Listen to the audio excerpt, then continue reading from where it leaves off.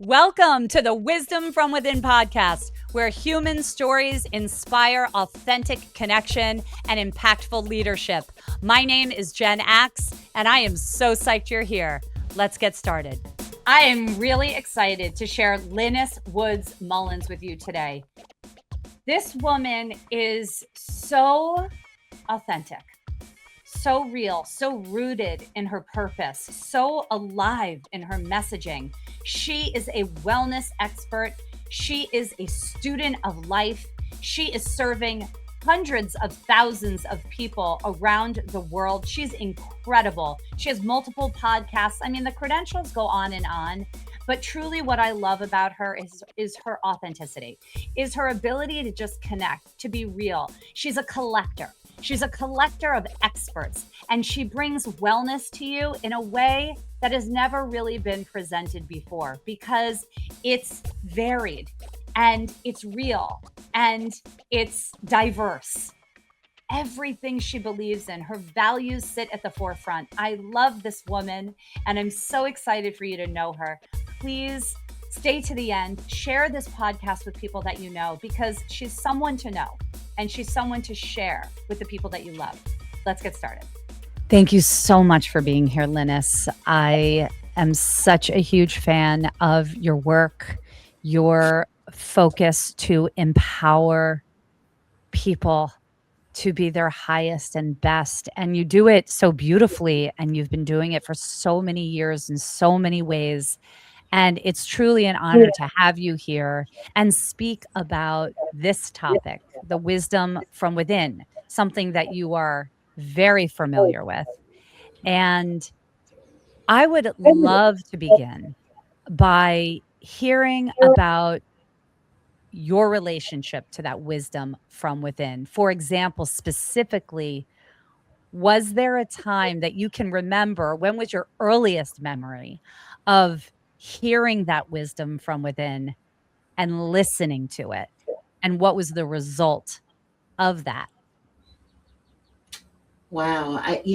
When I think of wisdom, I think of, my older self, not my younger self. I don't know if how wise I was as a child. I was looking back at that, I was probably pretty intuitive, but didn't realize it at the time. I knew I was a little different than other little kids in terms of the kinds of things that I focused on, the kinds of things that I wanted to do.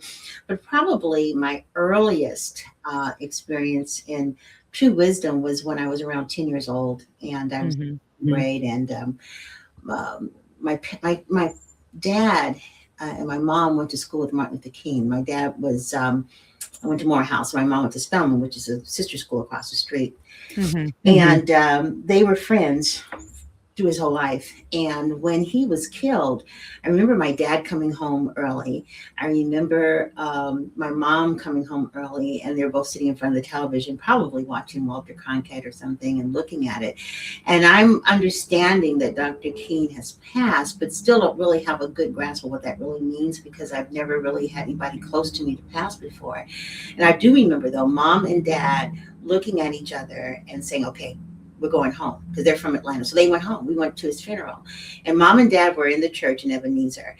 And I was with my cousin, who was going to Spelman at the time as well.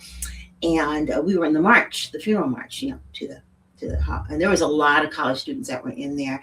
But I remember being struck by the fact that I was holding hands. I was holding my cousin's hand, and then I was holding the hand of what I found out later was a rabbi. And next to him was a priest. And then next to my cousin was this other man that had his head wrapped in a turban. Later I found out he was Sikh, but I didn't know it then at the time, Right. And I remember thinking to myself, okay, this is something really special, because out of all of this pain has come a gathering of a lot of different people who I would never have met otherwise. I remember that. I remember it left a really deep impression on me. And when I got back to school, the homework assignment was that we needed to write about some important moment in my life. And so I wrote an essay called I Was There. And it was about my experience of actually having been there. And it was my intuitiveness and my wisdom that told me it was so special. I didn't really know how famous Martin Luther King was. I mean, he was just someone that came to visit my parents, usually about once or twice a year. We would visit them because we would already be in Atlanta visiting my grandparents. So I didn't really know, but I intuitively knew something was special. I'd never been to a funeral before. And until I went to a second funeral, I realized that that was really a big deal because there were so many people there in comparison to the other funeral I went to. But that was my earliest key learning of intuitiveness. I intuitively knew that this was something that I wanted to remember, something that was important, that might make a difference in my life much later on. And it did, much later on. When I was in college, I was going to Spelman. And Spelman and Morehouse, they interact with, they switch off with classrooms all the time. You know, we take classes from each other. Yeah. And in one of my classes, my history class as a freshman, the person who was sitting in front of me was Marty King. Martin Luther King's son. And I had seen him since his father had died. But somehow or other, it came up that I was at the funeral, and he doesn't remember. He was only 10 or 9 at the time. He doesn't really remember, but I was able to share with him what it meant to me as a little girl, the seeds that were planted, about the importance of recognizing and embracing people's differences. And it really struck him as something important. He said, thank you for telling me that, because I often think about what good came out of that. He says, I know that there's some good that came out of my father's passing. He says, I know that, but I haven't heard it from the voice of a child. I said, well, at that point I was 18 years old, but here I am now, almost 69. And I still can remember that feeling of, wow, this must be special, and I think I need to remember this. And it was. And for the rest of my life, for always, I'll remember that feeling of walking with these grown-ups and these 1, 2, 3, 4 men, and then my cousin and I, and they all looked different, but they still had that same look in their eye of almost like sadness, but what's the word? Sadness, but also fortitude. There's a determination. Like, even though this was happening, and at the time they were singing "We Shall Overcome," as they were walking and all that. It was just a very powerful memory. So that's the very first time that intuition kicked in. That even though I didn't understand it as a little girl, that it stick with me, so I could have different interpretations and key learnings much later on in my life. Yeah. Oh my gosh, what a powerful moment. What a powerful moment. And for you to, what I love so much about that story is that you felt it. It wasn't this logical explanation. No one was saying specifically, this moment matters. This is going to define your life. This was a gut knowing that you had so young. How did that translate, and did it impact how you started to trust yourself? Did it help you in developing a relationship with yourself of trust? I don't think right away. No. I always had self-esteem issues, for all kinds of different reasons. Yeah. So no, not right away. It wasn't until I became an adult and could use that as a frame of reference of not just, the frame of reference was how special my childhood was, how special my parents were. I thought everybody had parents like I had. I didn't know any difference, but they were exceptional. And I didn't really realize that until I went away to school, went to Spelman, and met other kids from different homes and things like that, because Spelman's in Atlanta and I'm from California. And that's when I began to have an inkling. But when it really, really kicked in was when I was raising my own children. And I began to think, God, how did mom and dad do this? Because they gave us such an eclectic and outstanding childhood in terms of different experiences and all of that. And all the while instilling who we are, because we grew up in a city and in a neighborhood that didn't have a lot of people that looked like me. And still, and yet my parents had to instill the fact that even though we did, and this was back in the 60s and the 70s, while we were still going through things, which I guess now we're going through again, and that was the people judging you just based upon the way that you looked. And actually, going through again, I don't think it ever really left. I just think it was covered for a long time. But it was that upbringing that I realized I would never be who I am, if it wasn't for that awareness that they built into me. And it wasn't until much later on that what you call the intuitiveness, really didn't kick in terms of my being able to recognize it as such until I was in my 50s. I would get feelings about things, but I really didn't know much about how to build upon that. Right. I knew that I had some wisdom, but didn't recognize it as such. I was too much in the quagmire raising kids and climbing the corporate in my 30s and 40s. There wasn't a lot of time for introspection, or I didn't take a lot of time for introspection. That didn't come until my 50s. Do you think it would have been different had there been a focus in education around this intuitive intelligence, around this somatic intelligence, if people highlighted it and said, hey, intuition is real. It is the guiding light. It is intelligence to follow and listen to. Do you think it would have made a difference? Probably, but back in the 70s, definitely in traditional public education, they were not leading with that at all. It was all, facts and science and history and all that, and then very limited scope of that in terms of, telling all the story. They were telling bits and pieces of the story. Right. I think intuitively, I was led to develop a relationship with God and all of that when I was in my teens, because I knew there was something more. I mean, I grew up in church, but I didn't really have that relationship with church. I remember my first real developing relationship with God was when I was 6 years old. I was in my grandmother's church, and I was actually really, really listening to the sermon. And that planted something in me. I could still hear the pastor's voice. I was mesmerized. And I don't know what he was talking about, Adam and Eve, I guess. But there was something else that was going on in the background that I, again, didn't really understand. But that seed was planted. And I really do believe that in the course of our lifetime, seeds are planted and they bear fruit if we allow it to come forth. And all these different key learnings and experiences and other things that happened to me in the course of my life really started bearing fruit in my 50s.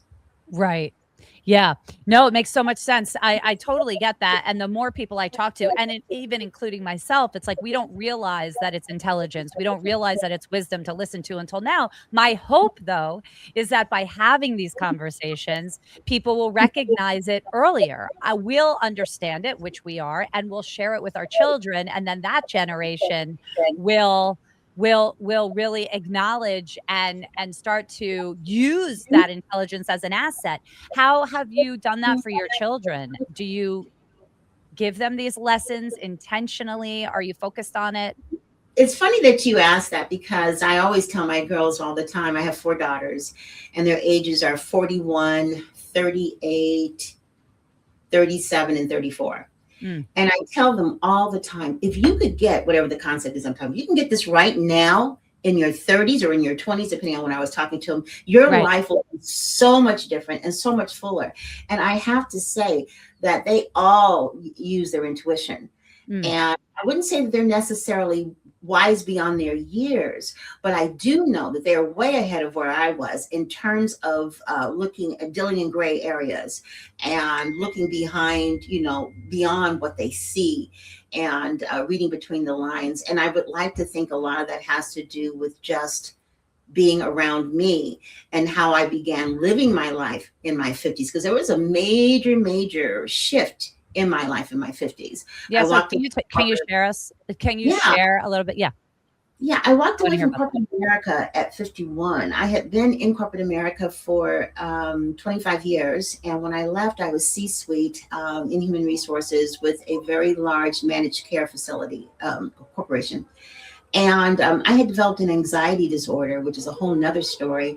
I was told the anxiety disorder was because of stress and post-traumatic stress, but I found out many years later, based upon my studies and everything else, because of what I do now, that it wasn't anecdotal anxiety. It was hormonally driven. And there's such a thing as menopausal anxiety. But no one ever mentioned that. No one led with hormones or menopause or any of that. I just thought there was something wrong with me. So one of the things I did was I took a year off. I went on sabbatical for a year. And when it was time for me. And how old were you? I was 50. I was 50, 51. So by the time I returned, it was time for me to go back. I decided I wasn't going back. And this is when my intuition began kicking in. In fact, I live my life intuitively almost totally now.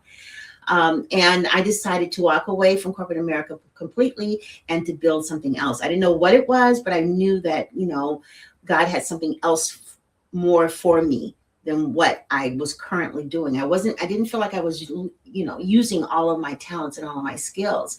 And even though I was very good at my job, my department was basically running itself. I was bored. My anxiety was very high. I always felt the imposter syndrome in corporate America. I always felt that any minute somebody was going to walk in and say, you know what, Lynnis, we made a mistake. You don't deserve this promotion, or you don't deserve this office, or you don't deserve this money. I always felt that way. And there were a lot of microaggressions along the way that you just swallow and try not to acknowledge. Totally. But, you look back at all of that and you're like, wow, how did I deal with all of that? So it was an accumulation of things that made me decide that it was time for me to leave corporate America. And I had a dream that one day I would be speaking to thousands of women about something having to do with what is systemic to women. Now, I was a minor in college in nutrition, and I only used that for my own edification. I never taught nutrition, never took any more classes beyond college, and I was almost browbeaten into that minor because the professor was a new major or new minor at Spelman, and she didn't have many students involved in it. And I was taking a dance class from her, and that's how I ended up minoring in nutrition, But I found that I had an affinity for it. And my mom had these books by Adele Davis, who was really the first popular nutritionist, someone that would go on TV or the radio and talk about nutrition. So I always kind of had an affinity for it, but had no idea that I would end up doing what I'm doing now. So I didn't go back to work. And I thought, okay, well, maybe I'm supposed to teach dance because that's my other talent that I don't use. Right. So I will teach dance to women over 40. And the focus will be praise dance, but also I'll open a studio, hire a ballet teacher and all that. And I did that. But I quickly found out that these women needed so much more than just dance. So how did you find out? How did that come to you? Just from talking to them before and after class. I had my first few students. I had my first 10 students. One was just getting over cancer. 2 were empty nesters. Another one was dealing with hot flashes and still yet. Another one was obese. I had another one that needed to have a hip replacement. I mean, there was just stuff going on. Things that hadn't happened to me personally, but it opened my eyes into why is this all happening in the I was like 51. Why is this all happening in the 40s and the 50s? So then I began to start doing just more research about mind, body, spirit, and a holistic approach to life. And next thing I knew, I was on this trajectory, this journey of talking to women about their overall wellness. And that was 18 years ago, and I'm still doing it. But it started with that dream that I would be talking to thousands. And it's funny, I've talked to hundreds at one time, but I do talk to thousands in the course of a day because I went from not knowing anything about social media, websites, or none of that stuff. I knew none of that. And now I have over 180,000 people following me on the internet. But back then it was just an idea, but intuitively I knew I was on the right track, even though I didn't know what the heck I was doing. Oh my gosh. So that definitely lends itself to trust. It seems like there had to be some surrendering and trust involved in that to just believe that you are on the right track and kept going with that. How did you have that faith? How did you have that trust? I don't know where it came from. The surrendering really didn't start coming until like about my mid 60s, totally surrendering. The faith and the trust, it's just something that is systemic in me. And I did it at a difficult time because my kids were all getting ready to go to college. So it was, and not that far from retirement. So it was like really a crazy thing. I would not advise anybody else to do it that way. But that's the way that I did it because that's how I was led. And as a result, I have a lot of powerful lessons to share with women when it comes to that. Because the reality is that right around that time of life, your body begins to recalibrate and take a look at things because of hormonal shifts and everything else. But so does your spirit and your mind too. You begin to want to peel back the layers and figure out, okay, what do I want to do when I grow up? What do I want to do with the second half of my life? Am I on the right track? You almost always start asking those questions. And there's some people who ask the questions and do the work and find out and pursue that. And there are other people who might feel the need to ask the questions, but they're afraid to, and they don't. And their lives don't change as dramatically as some Right. people do. I believe like there's really like two classes of people, really. That's how I look at it. We're all wounded. We've all been through things. We've all require healing. And there's some people who look at the fact that yes, they've been hurt and everything else, but so what? They just push it back and they just don't deal with it and keep moving. And there are others that, yes, I've been hurt and I want to pull back the layer. I want to peel back the layers and heal so that I can move forward to the other things that I want to do. Mm-hmm. And I was the second group. I knew that there were some things I needed to heal with. I mean, I probably have been my best client in all the things that I've done and the thousands of interviews I've done for podcasts and all those things. I know that I probably have been the one that has gotten the most out of it, out of anybody, in terms of all these wonderful women, speaking into my life, and all of the clients that I've had over the years, their situations that they've had were aha moments for certain situations that I was going through as I was researching on how to help them. Mm-hmm. So I really do feel that this was God's way, putting me on this track. Is his way of healing my hurts and my pains. Yeah. Yeah. Do you feel, and has there actually been a time that you can recall where your body, call it intuition, God's spirit, soul, that was guiding you and you didn't listen to it? Oh, yeah. Yeah. I think probably the biggest thing was at 45 when I remarried. My first husband was sick. He was an alcoholic, and I had 4 little ones. They were all in various stages of schooling, before college and all that. And I just didn't.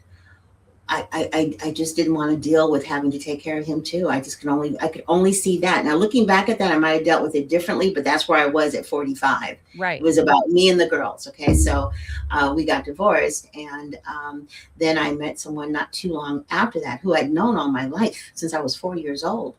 And decided, we would get married because I still wanted the girls to have a man in the home and all that kind of stuff, because that's how I grew up.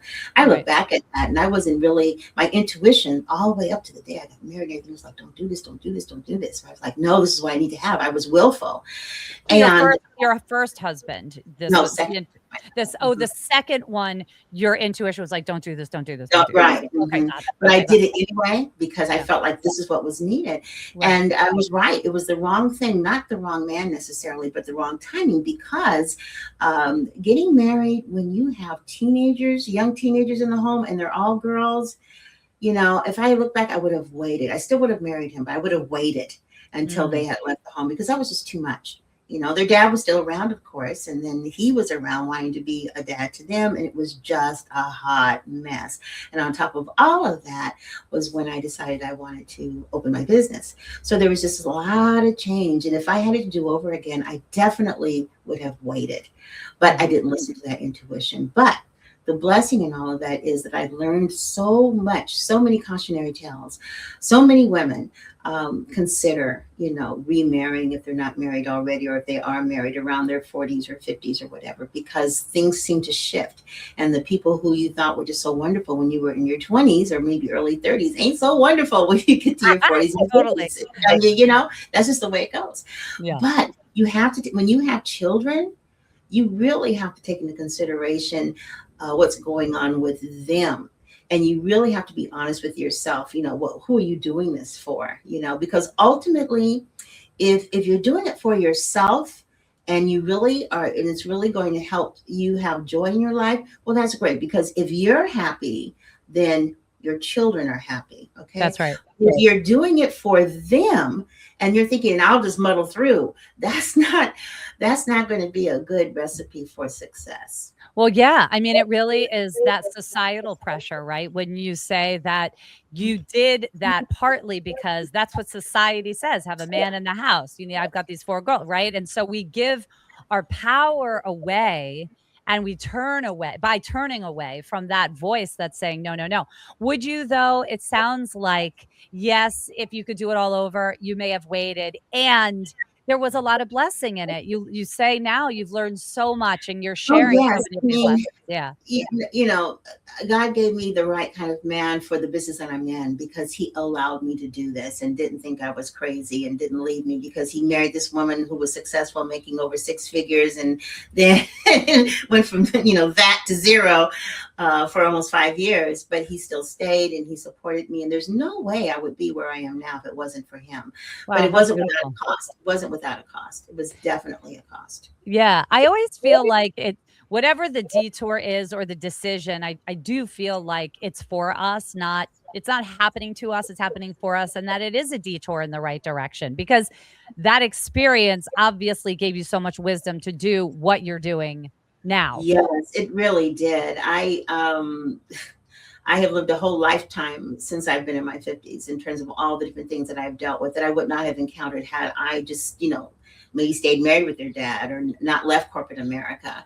Right. My Right. children are so much richer as a result of the mistakes that I made, Yeah. and just from learning from all of that, and Yeah. being honest enough to sit and talk with them about it, after the fact. I'm very close to my daughters. We talk every day, and I've got 4 of them, so that's a lot of talking in the course of a day. That's a And then I lot. have my 7 grandchildren who I talk to every day as well. But Oh, man. communication for us is key, since the girls, now, with the exception of one, all 3 of them now live out of state. I mean, they live away from California in Right. different parts of the United States. So that communication is key.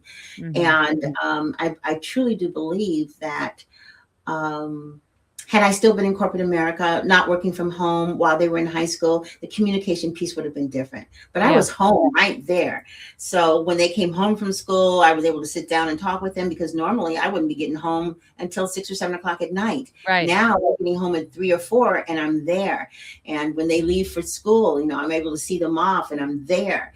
And I Right. think that it made a huge difference, although at the time it didn't seem it. But I look back at it now, it's one of the reasons why I'm so clued into their lives. Yeah. Because I was there during some pivotal moments when normally I would have been traveling, I would have been in a meeting, that kind of thing. So it Absolutely. all worked together for It a good outcome. Yeah, absolutely. I mean, this is essential in the communication, or what I'm trying to communicate to the people that I'm serving, the people that are listening, is that this is all wisdom. It is all happening for us to guide us into the moments that we're living now. Like, it all lines up. And so to not look back and say I should have, or this was a mistake, or I wish I didn't, but it's more like sending it a lot of love and gratitude, because it is the reason why we are where we are in this moment, even though it can be difficult to look back at those times, because we think, that we should have done something different, but really the lessons within it, when we choose to see it that way, can be so helpful. How do you now take this awareness into the work that you're doing, in terms of your body leading, or that intuitive intelligence leading you? How much it sounds like you're like, this is my guiding light. You said at this moment. Yes, I am definitely operating in my gifting. There's no doubt about that. I think that it gives me a better frame of reference. It gives me a better idea of all the different things that women are dealing with. And it's been a journey in terms of how, not so much how I do what I do, but the topics I choose to talk about.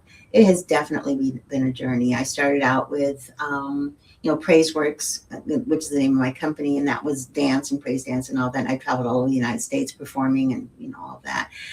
Then it went to Wellness Woman, which was a brand of having to do with wellness for women. And then it moved to something else that was definitely wellness, more esoteric, because I really felt like so much of the key to a woman's wellness has to do with what's going on with their mind and their spirit. So that's when Vibe came in, the whole idea of women learning how to be more. Vibe is an acronym for vibrancy, intuition, beauty, and empowerment, because I do believe those things are integral, but they're also the things that women have a tendency to think they're losing as they get older. But it's just the opposite.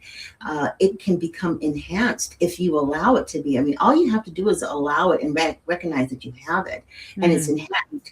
But society has a tendency to say that maybe not so much after 40, but after 50, there's not much left. There's in your journey towards beauty or your journey towards vibrancy, that you're more on the downward end. It's time for you to think about getting in that rocking chair with knitting needles and a cat at your feet and grandchildren playing with your orthopedic shoes and your hairnet.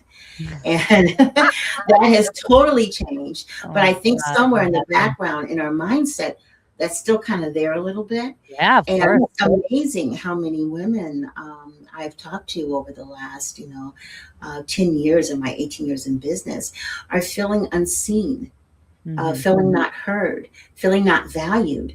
And just the other day, I was talking to a group of women about the fact that your validation of who you are does not lay outside of you.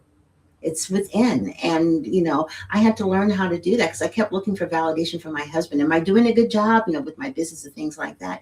He didn't know. I mean, he wasn't in the day in and day out. My successes and things like that might have been small successes to him, but they were huge successes to me. The fact that people who had never met me were giving me money over the internet, 18 years ago, that was almost unheard of, especially when it was not a tangible product. It was a service. That was huge. And especially since I did not have any experience to speak of when I first got started, that just wasn't recognized as such. Still isn't. Still is kind of taken for granted. Oh, well, that's just what you do. But no, I had to build that from zero. But I came to realize that it wasn't anything personal. It's just that everybody has their own thing that they're looking at and focusing on, and they don't know what's going on with you. They're too busy trying to keep up with themselves. And so we have to stop being so outer directed for our validation and start being inner directed. And that's where that intuition gets higher, that inner voice gets stronger. And I believe that there's a certain kind of, if you want to call it selfishness, but I call it awareness that you need to have about the need to love yourself. That's so crucial. That you love yourself, because no one's going to really love you the way you need to be loved, because you know what it is that you need, and we need to admit that to ourselves. You know what your needs are, and you know what needs are being met. So the question is, how are you going to go about having those needs met? And sometimes some of those needs might lie in another person, but the only problem is that humans are unpredictable. You never know where they're coming from, what's happening, but you do know yourself. You do know yourself. So I love this idea of, go ahead. Sorry. Learning to love yourself in lieu of the need of validation from others, I think is a survival mechanism for me. Yes, absolutely. And hard to do for some people, right? Because we're so outer directed. It is a societal norm to be outer directed. I love this outer directed, inner directed. What would your advice be to people that are like, okay, I'm tired of the noise. I'm tired of the influence outside of myself. I want to be more inner directed. What would you say to them?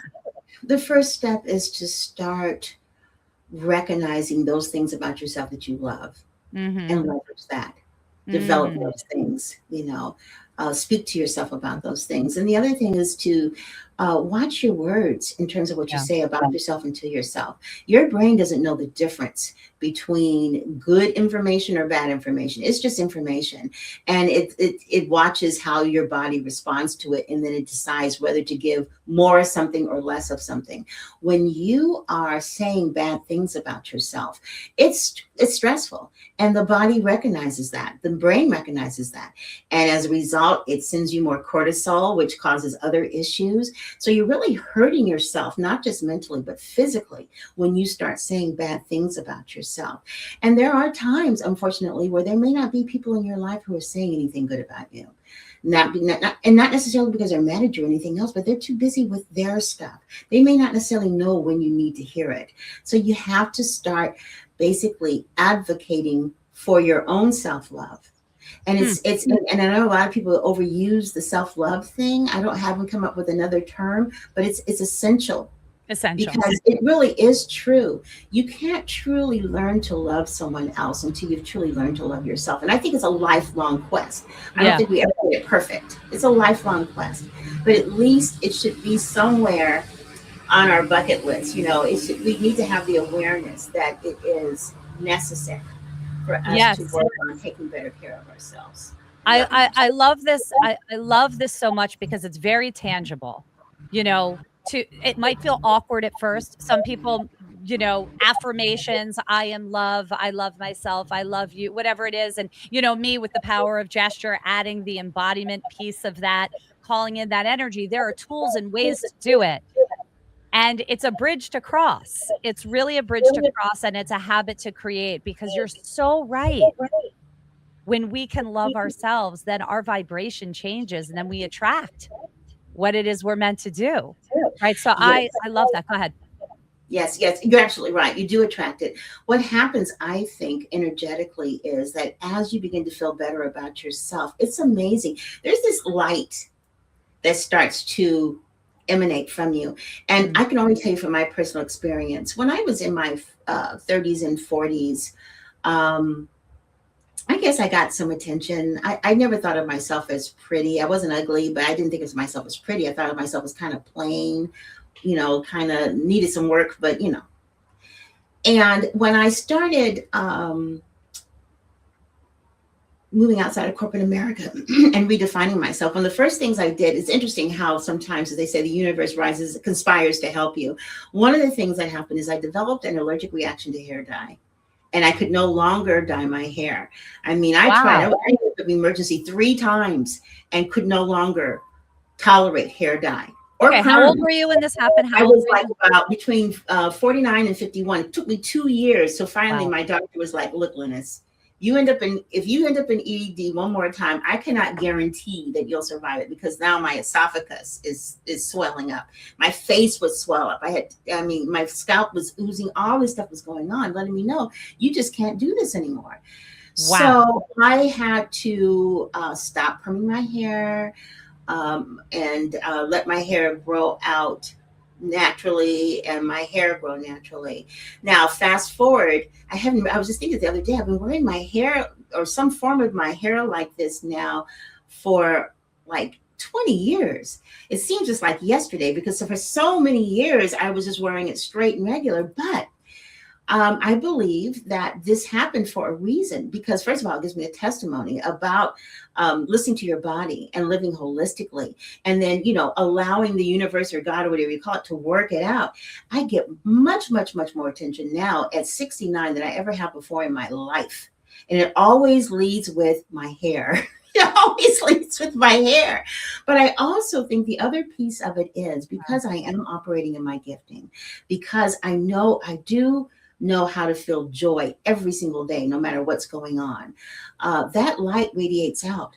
And even though I'm aging, I've got wrinkles. I'm definitely 20 pounds heavier than I was back then when I was skinny mini. I remember wanting to gain weight so badly till finally I got to that point. And I'm like, oh, that's so great.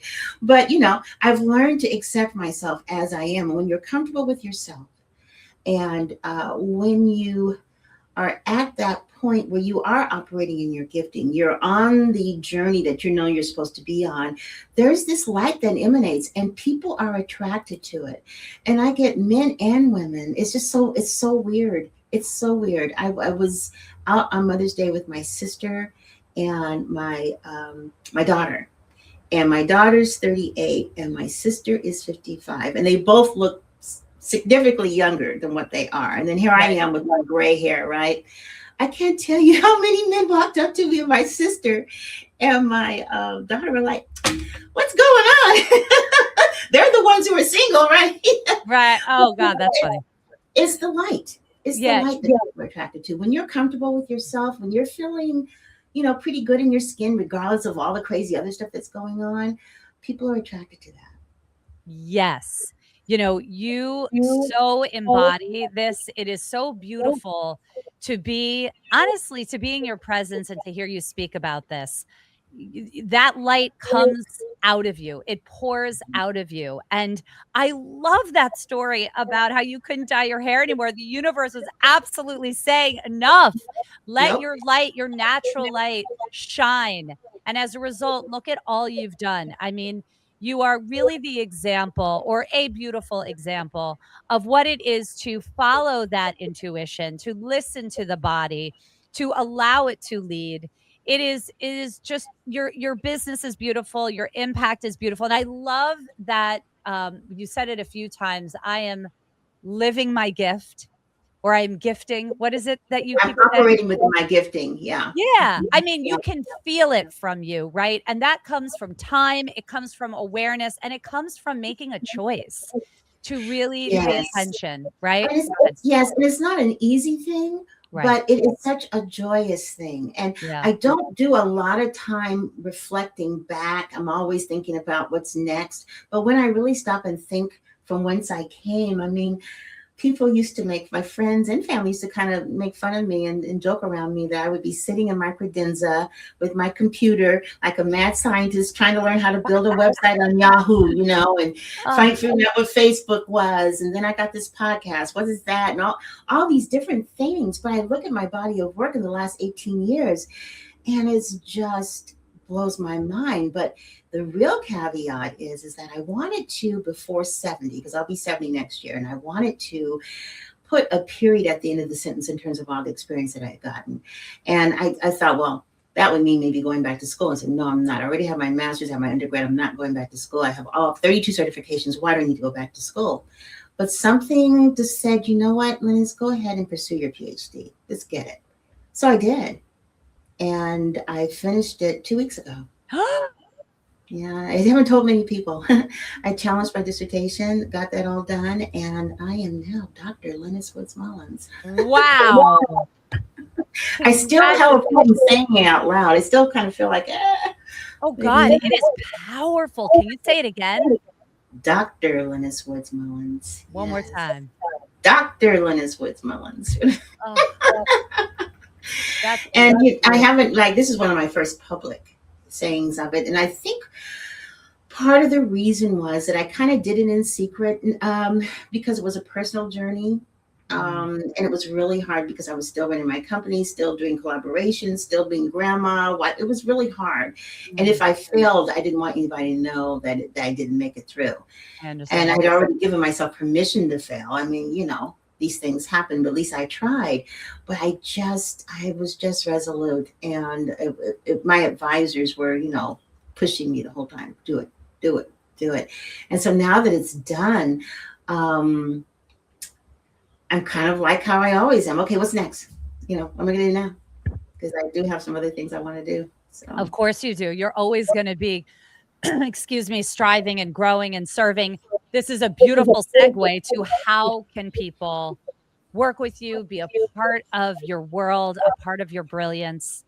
Share with us, please. Well, I would really love it if they would check out my podcast, Vibe Living Podcast. We are now in the top 5% of podcasts in the world.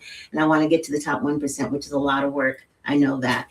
And I also would love them to go visit my website, vibewellnesswoman.com. That's a membership program, and it's very affordable. And I have affiliated with a lot of different holistic practitioners and medical doctors to provide services for the members and also for people who visit the site.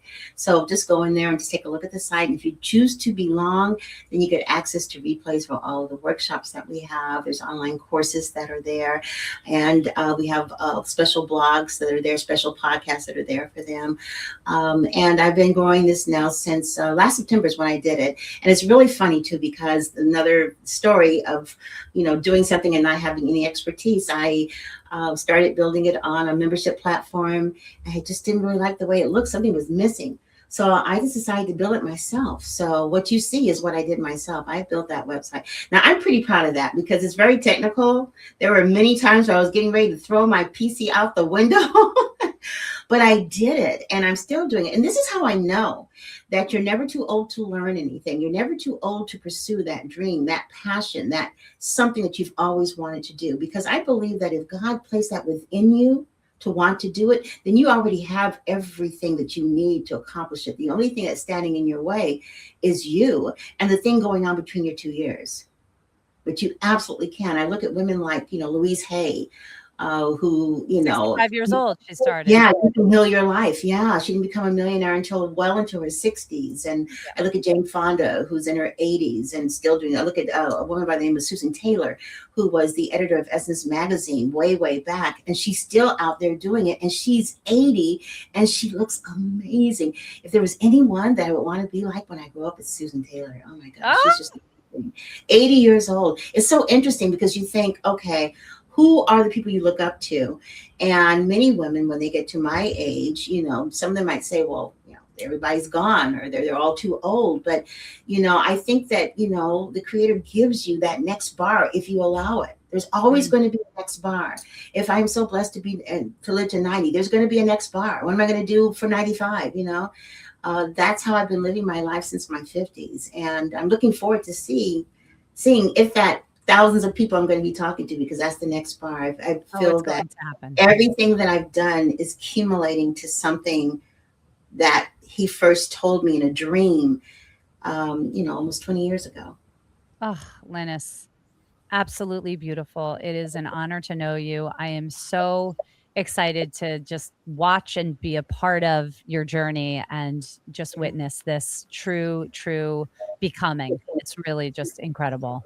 Thank you so much for being here. Well, thank you. Thank you for inviting me. It's been wonderful watching you bloom, because we've worked together before. We've known each other for a while, and I know you had this dream, and you've been embodying the dream and doing it in different ways, because everybody needs a different kind of thing, but you're still getting that word out about the need of embodying our lives through movement and gesture, and the idea of going within and getting to know ourselves better. So you're doing a great service for so many. So thank you for allowing me to be part of that journey. Oh, absolutely. Absolutely. So much more to come. Thank you. Thank you. Thank you. I adore you. And thank you for all the listeners for being here and hearing this gorgeous, inspiring conversation. I'll see you next week on Wisdom from Within, where human stories awaken leadership from within. See you next week. If something in this conversation spoke to you, don't keep it to yourself. Send it to someone who might need that message too. You can also send me a comment, because I would love to know what it is that landed for you. But most importantly, take a moment to pause and listen to what it is that resonated, because that's where your real guidance system lives. The one you can trust, the one you can rely on. See you next week.